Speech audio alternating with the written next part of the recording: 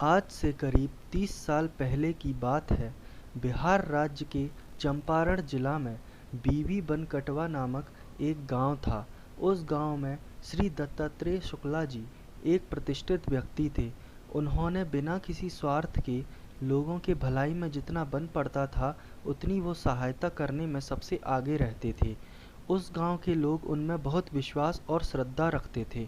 बात उस समय की है जब वो सरकारी हाई स्कूल मेहुड़ा के प्रधानाचार्य के पद पर कार्यरत थे। वह प्रतिदिन साइकिल चलाते हुए अपने गांव से विद्यालय पढ़ाने के लिए जाया करते थे। उनके रास्ते में एक बड़ी सी नहर तथा बहुत बड़ा खेत पड़ता था।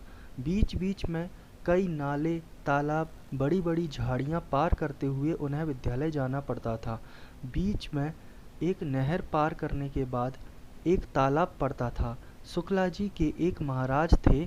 उनका शिष्य एक मुस्लिम था जिसका नाम मोहम्मद था। कुछ दिन पहले महाराज जी अपने शिष्य मोहम्मद के साथ उस तालाब के पास गए थे। मोहम्मद को पास में खेत खोदने को बोलकर खुद स्नान करने तालाब में उतर गए। महाराज जी को तैरना नहीं आता था, इसलिए वो किनारे पर ही नहा रहे थे। उस तालाब में एक बुढ़वा मतलब पानी में रहने वाला भूत रहता था, जो कई दिनों से अपने शिकार को खोज रहा था। उसने सोचा, आज इसको नहीं छोड़ूंगा। उसने पानी के अंदर से ही महाराज जी के पैर पकड़कर धीरे धीरे भीतर गहरे पानी में खींचने लगा। महाराज जी को जब यह एहसास हो गया कि भूत ने उनका पैर पकड़ लिया है, तो वह अपने शिष्य को मदद के लिए चिल्लाने लगे, मोहम्मद बचाओ, मोहम्मद बचाओ। लेकिन मोहम्मद खड़ा खड़ा तमाशा देख रहा था। यदि उसने गांव के लोगों को भी बुलाया रहता तो महाराज जी की जान बच सकती थी।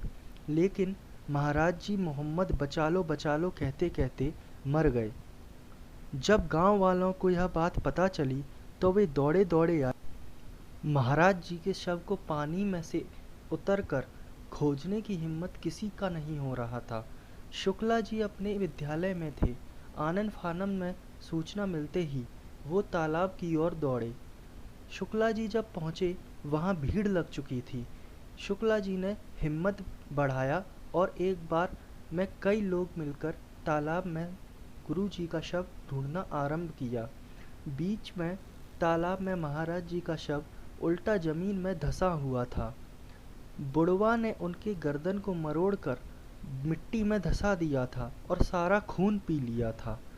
शव को बाहर निकाला गया और उनका अंतिम संस्कार किया गया। कुछ दिन बाद तालाब से सटे हुए गांव में जैसे ही रात होती, एक चीखती आवाज़ उस गांव के लोगों को भयभीत कर देती थी। सब कोई उस आवाज़ के डर से अपने घरों में सूरज ढलते ही कैद हो जाते थे। बीच रात होते ही एक बार फिर से चिल्लाने की आवाज़ आने लगी। ध्यान से सुनने पर पता चला कि आवाज़ महाराज जी की है और वो वैसे चिल्ला रहे थे जैसे मरते वक्त चिल्ला रहे थे, मोहम्मद बचा लो, मोहम्मद बचा लो। पूरे गांव में डर का माहौल बन गया था। कोई भी दिन में भी उस तालाब की तरफ नहीं जाना चाहता था। लोगों ने अपने घरों से बच्चों को बाहर निकलने पर रोक लगा दी थी।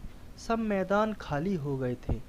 लोग कहने लगे, महाराज जी का शरीर तो नष्ट हो गया है, लेकिन उनकी आत्मा उसी तालाब में कैद हो गई है, जो अभी भी वैसे ही चिल्लाती है जैसे मरने के समय चिल्ला रही थी।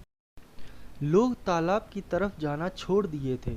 तालाब के पास से जो सड़क गुजरती थी, लोग वहाँ भी नहीं रुकते थे और जल्दी जल्दी तालाब को पार करते थे। शुक्ला जी को भी इस बात का पता लग चुका था तथा वो इसके समाधान के लिए प्रयोजन करना शुरू कर दिया था। आज विद्यालय से लौटते हुए शुक्ला जी को देर हो गई। अध्यापक शुक्ला जी ने अपनी बेटी का विवाह भी मेहुड़ा, जहाँ वो पढ़ाने जाते थे, वहीं किया था और वहीं उनको देर हो गई थी। शुक्ला जी को घर के रास्ते में ही रात हो गई थी। धीरे धीरे साइकिल को पैडल मारते हुए सुनसान रास्ते पर आगे बढ़ रहे थे। अंधेरा बहुत घनघोर था। उस रात प्रकाश का नाम तक नहीं था। उसमें भी मास्टर जी ने टॉर्च लाना भूल गए थे। अनुभव और अंदाजे से ही रास्ते को टोह लेकर आगे बढ़ रहे थे। अब वो नहर पर चढ़ना शुरू कर दिया था। नहर से उतरते ही तालाब पड़ता था, जिसमें मास्टर जी के महाराज जी की मृत्यु हो गई थी और आज भी डरावनी आवाज़ें आती थीं। अंधेरे से ज़्यादा शुक्ला जी को उस तालाब और कहानियों ने डरने पर मजबूर कर दिया। तभी फट की आवाज़ आई और देखा तो मास्टर जी की साइकिल का टायर पंचर हो गया। अचानक से साइकिल का तालाब से ठीक पहले पंचर होना शुक्ला जी को सहमा देने के लिए काफ़ी था। सन सन कर सनसनाती हवा भी डराने लगी। शुक्ला जी ने एक बार अपने चारों तरफ देखा। अंधेरी काली रात के सिवा उन्हें कुछ नहीं दिखा। इस माहौल में खेतों में रहने वाले सियार हुआ हुआ चिल्लाना डर के और बढ़ाने का ही काम कर रहे थे। शुक्ला जी जैसा बुद्धिमान और बहादुर मनुष्य आज सचमुच डर गया था। थोड़ी हिम्मत करके शुक्ला जी ने साइकिल को लेकर पैदल चलना प्रारंभ किया। जैसे जैसे तालाब के निकट पहुंच रहे थे, उनका कंठ सूखता जा रहा था। उन्हें प्यास लग रही थी।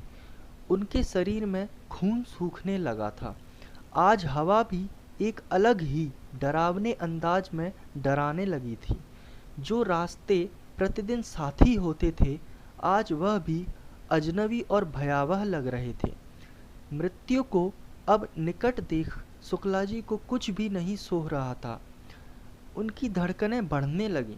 तभी अचानक एक सुनसान और अंधेरी रात में एक व्यक्ति ने पीछे से आवाज़ लगाई, का हो मास्टर, का हाल है? घर जा रहे हो क्या? चलो मुझे भी बगल के गांव ही जाना है, साथ चलते हैं। अचानक आई आवाज़ सुनकर पहले से डरे हुए मास्टर जी के प्राण ही निकलने वाले थे कि बोली की मधुरता और हालचाल पूछने के शब्द ने मास्टर जी के जान में जान डाली। मास्टर जी ने आश्चर्यचकित और अचंभित होकर उस व्यक्ति का परिचय पूछा। उस व्यक्ति ने बस यही कहा कि बगल के गांव में मेरे संबंधी रहते हैं, मैं उन्हीं के पास जा रहा हूँ। रास्ते में तुम मिल गए, खैनी खाओगे? मास्टर जी को उस व्यक्ति पर शक हो गया, फिर भी वो उसके साथ आने से उनमें हिम्मत आ गई और वो आगे बढ़ने लगे और आसानी से बिना किसी डर के तालाब को पार कर लिया। उसके बाद कुछ दूर आगे बढ़ते ही मास्टर जी का गांव आ गया और वहीं से दूसरी गांव में जाने का रास्ता था। उस व्यक्ति ने मास्टर जी से कहा, ठीक है, फिर मास्टर जी आप अपने घर जाओ, मैं भी अपने गांव जा रहा हूँ। मास्टर जी तुरंत आगे बढ़ गए और छिप के देखने लगे कि वो आदमी कहाँ जा रहा है। वे देखते रह गए और वह व्यक्ति जैसे अचानक आया था वैसे ही अचानक मास्टर जी की आंखों के सामने से ही गायब हो गया। मास्टर जी सारी बात समझ गए। मुझे डरते हुए देख किसी अच्छी आत्मा ने मेरी सहायता की और उस तालाब को पार करने में मेरी मदद की।